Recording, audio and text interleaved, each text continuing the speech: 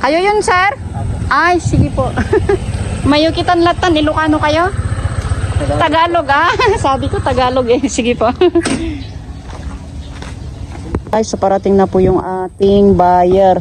Ito, sir. Ayan guys, so parating po yung buyer ni ating Honda Click. Yan. Oo. Yan yung ano niya.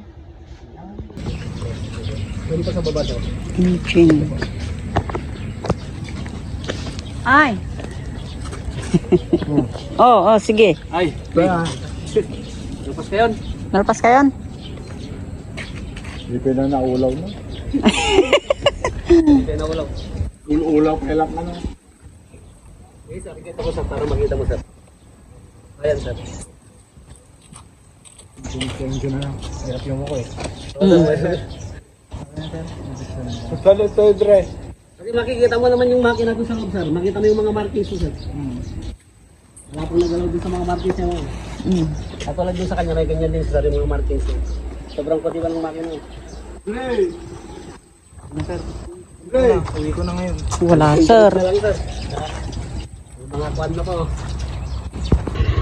Yung ganito. Sige nga, tingnan nyo natin. Gusto nyo nyo ito. Oh, nagcha-charge siya. Gumagana siya, sir. Kita mo, gumagana. Yung ini-install nila na paglagyan ng cellphone sana, maganda yun, oh. Motor 250 yung ganun eh.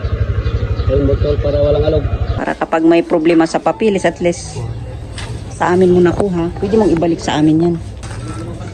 Ay, talaga yan. Sa kamalayuan, sa pinso mo na. Change oil mo pag sigurado. Sige sir. Sige sir, ingat sir. Ingat.